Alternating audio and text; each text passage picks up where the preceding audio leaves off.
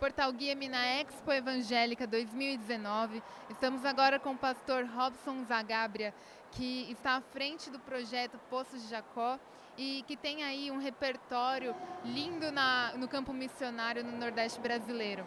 Pastor, é um prazer receber você aqui e gostaríamos de saber um pouco mais como é a sua vida e o seu ministério no campo missionário no Brasil, que muitos acreditam que esse campo missionário é até inexistente. É um prazer estar aqui com vocês também. O trabalho missionário nosso aqui está focado, a princípio, no Nordeste brasileiro. Na verdade, no interior do Nordeste. Aquilo que nós chamamos carinhosamente de sertão, que na verdade são, entre a classificação dos povos não alcançados, é o sertanejo. Hoje, o Poço de Jacó, né, a equipe aqui no Brasil, tem focado a princípio por esse lugar. Nós almejamos talvez um dia chegar nos índios, nos ciganos, né, nos europeus, nesses povos que estão precisando ser alcançados. Mas hoje nós estamos aqui, estabelecido aqui no Ceará, uma parte da equipe está no Ceará, uma parte da equipe está na Paraíba. E o alvo são as comunidades carentes, comunidades sertanejas, que sem representação cristã, que não foi desenvolvida nem espiritualmente, nem socialmente. Existem alguns lugares que até tem igrejas, tem um prédio, que às vezes a gente não pode nem às vezes chamar de igreja. Tem um prédio, com uma placa que, como eles mesmos dizem, reza um culto por semana, mas que não tem uma transformação. E o Poço de Jacó, a gente entende, baseado no capítulo 4 do Evangelho de João, a mulher samaritana era uma pessoa que estava ali. Ela era uma comunidade, escondida e separada de todos por causa dos seus pecados. Ela vai àquele poço, naquela hora do sol mais ardente, meio-dia, para buscar água, para tentar suprir uma necessidade física que ela tinha naquele lugar. E ali ela encontra Jesus, a fonte de água viva. E ali ela nem bebe da água. Ela é transformada pela revelação do Cristo e ela sai dali para transformar a sua comunidade. Então, baseado nessa visão, o Poço de Jacó entra como se fosse esse poço, com a intenção de que as pessoas sejam atraídas e ali elas encontrem o Cristo, a fonte de água viva. Porque nós acreditamos que não podemos fazer nenhum trabalho de desenvolvimento se eles não conhecerem a Cristo. A situação das comunidades, das pessoas, só vai ser transformada se elas conhecerem o Cristo, se elas beberem da água que flui do interior nosso. Então eles precisam vir até nós. Então a visão é essa, começa por aí, alcançar os povos não alcançados, chegar aonde a igreja não tem chegado. Como você disse, existe sim um campo missionário no Brasil. Não digo nem que nem é só no Nordeste, mas na nossa realidade é o Nordeste. Parece que cerca de 6.000 comunidades sertanejas não tem nenhuma representação cristã. Comunidades que você vai chegar e vai dizer, você sabe quem é Jesus? A pessoa nunca ouviu falar de Jesus. Nós temos comunidades no Nordeste que não tem energia elétrica, que não tem Wi-Fi. Então precisa chegar alguém lá, de carne, alguém a pé, para poder falar do amor de Jesus. Então hoje, o alvo, esse campo missionário tem se iniciado aí pelas comunidades sertanejas, pelo sertão do Nordeste. Você, olhando assim de maneira geral, você acredita que falta a igreja investir um pouco mais no campo missionário, né? Não só no Brasil, mas em outras nações, tanto em relação a recursos quanto em relação a pessoas? Sim, com certeza. A gente até encontra um calendário missionário, onde nós vamos ver muitas conferências falando de missões. Nós temos alguns impactos, alguns ministérios que fazem esses impactos, passam uma semana, 10 dias, 3 dias numa comunidade, mas não é isso. Nós precisamos de um despertar da igreja brasileira para uma missão integral, que seria o quê? Seria um investimento direto nas missões, em pessoas, tanto na vida das pessoas que estão ali morrendo por sede, fome, sem saneamento básico, coisas básicas da vida. As pessoas estão perecendo por isso. E também investir nas missões, em vidas de missionários. Hoje uma pessoa quer fazer missão, ela tem que procurar um monte de amigos para que eles se tornem mantenedores dele por uma amizade, para que ele possa ir para a missão. Então a gente não tem enxergado, não tem visto a instituição que nós chamamos de igreja fazer missão. Então os templos, eles se tornaram tão confortáveis, tão agradáveis, e que as pessoas não querem sair dali. Então nós temos uma palavra todo domingo que consola, uma palavra de motivação para a semana, e isso tem feito com que as pessoas se acomodem e fiquem ali. Às vezes os próprios pastores não querem mandar o seu ministro de louvor para uma missão, porque ele vai ficar desfalcado. Eu não posso mandar meu diácono, meu presbítero, porque eu vou ficar desfalcado. Então há uma necessidade de um despertar da liderança da igreja brasileira para fazer discípulos e enviar esses discípulos. Tirar eles desse âmbito dessa carreira ministerial. Não sei se carreira é uma palavra pesada, talvez, mas a pessoa vem, se converte, vai para o batismo, aí vai para uma célula ou para um pequeno grupo, aí vai para a escola dominical, aí entra no ministério, num departamento da igreja, para um dia, quem sabe, virar um diácono, um presbítero e um pastor. E ele fica ali.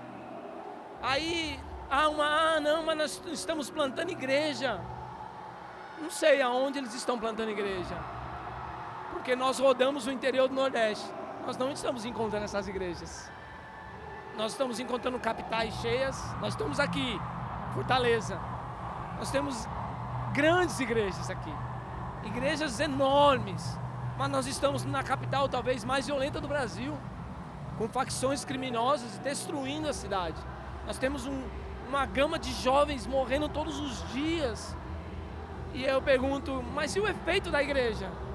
Porque a igreja não tem feito missão, Luana, nem no bairro que ela está. Nós pegamos uma igreja, os membros, eles vêm de outro bairro.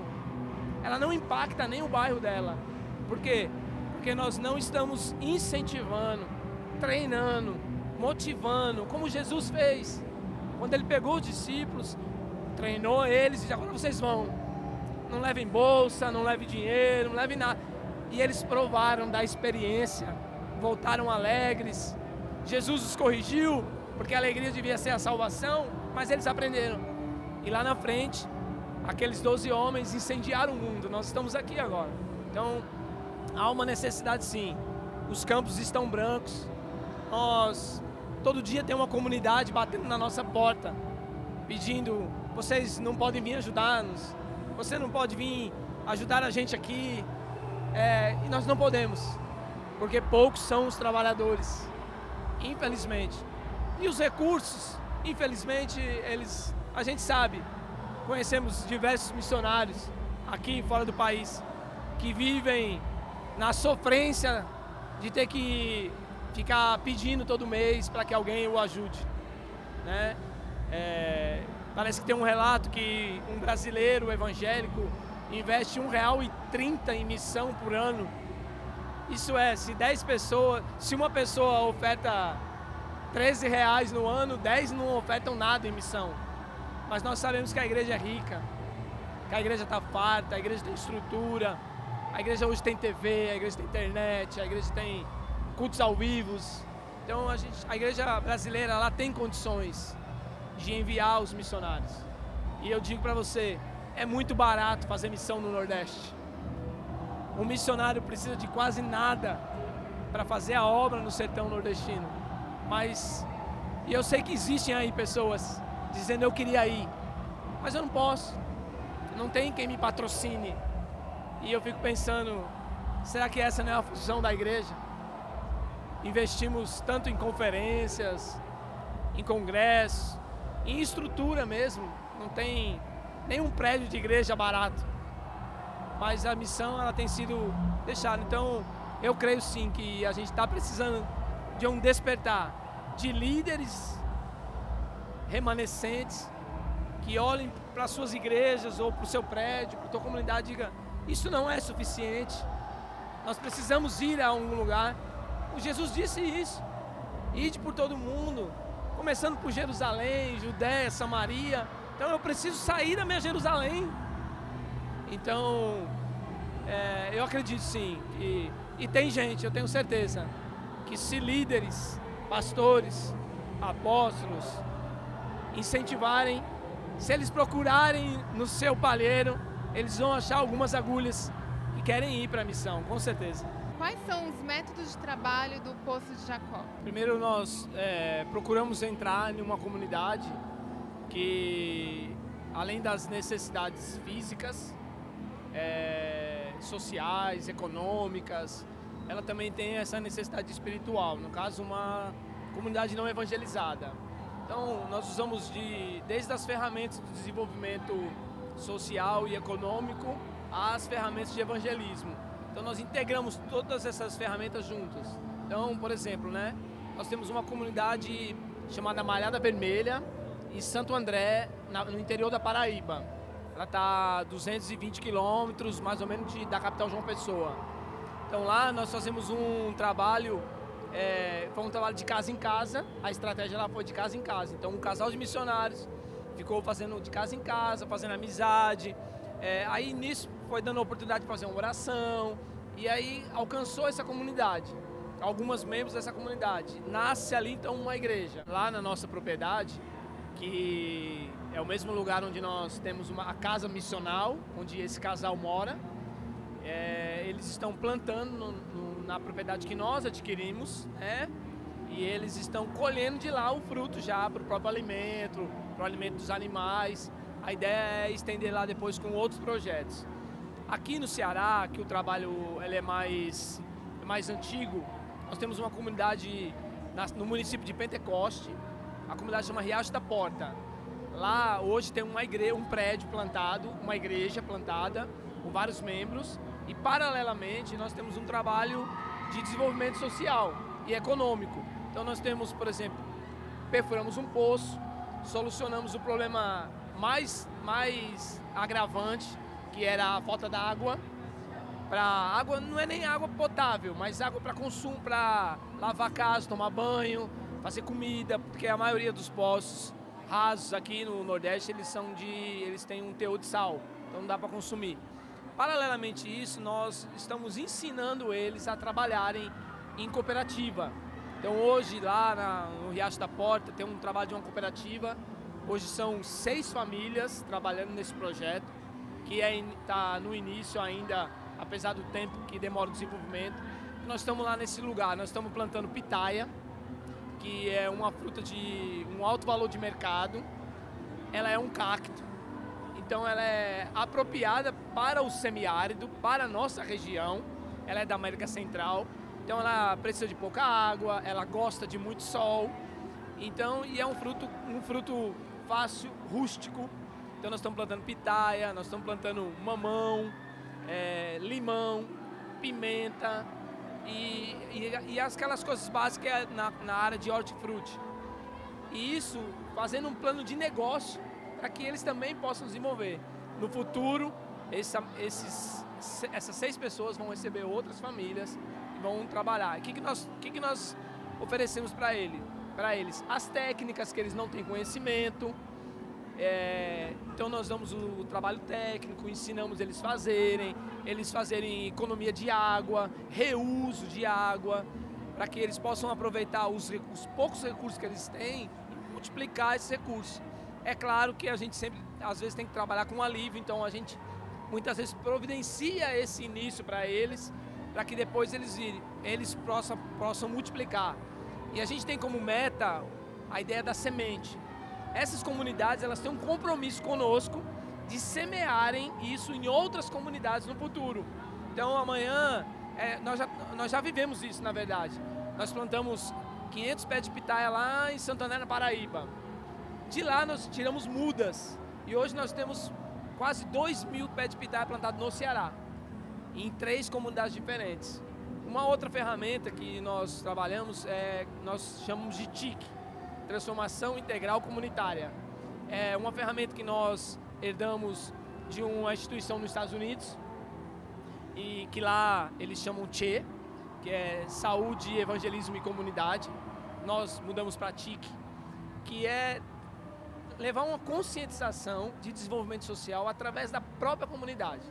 Então nós fazemos uma série de reuniões e levamos eles a acreditarem e enxergarem que há recursos na própria comunidade, para que eles próprios se autodesenvolvam e eles não fiquem dependentes da ONG a vida toda. Com esse processo de conscientização, a gente conscientiza eles que eles podem fazer, que eles são capazes, nós damos empoderamento para eles e paralelamente mostramos para eles que sem Deus eles não vão conseguir fazer. Então nós começamos a mostrar o Cristo. Então, por exemplo, quando nós mostramos para eles a passagem onde Jesus estava numa casa e 4 homens levaram um paralítico até ele. Então nós mostramos desenvolvimento. 4 pessoas resolveram ajudar uma pessoa. Pegaram uma maca, subiram. Então eles usaram o quê? O que eles sabiam. A carregar a pessoa, subir numa escada. Então eles têm, por exemplo, a mulher do azeite. Qual foi o que o profeta disse para ela? Vá nos vizinhos e peça panela, não poucas, mas muitas. Então a comunidade ajudou aquela família. Eles doaram as panelas e um pouco de azeite que aquela tinha foi transformado em muito azeite. Que o profeta diz, agora venda e viva com o resto. Então a gente sabe que eles podem. Só que por muito tempo eles não acreditavam nisso. Então nós usamos essas ferramentas.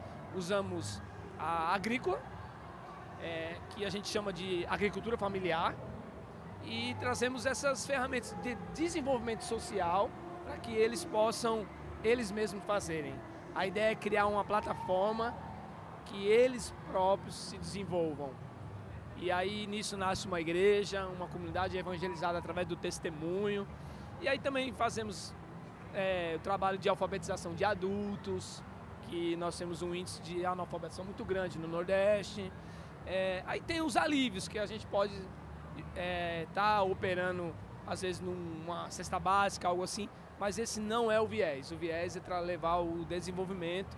Então, mais ou menos a ferramenta Poço de Jacó, nós vamos em nome de Jesus, nós chegamos nos lugares em nome de Jesus, eles sabem quem nós somos, sabem da nossa identidade, mas nós trazemos uma proposta de dizer, nós não temos aqui só a água, nós temos um pão.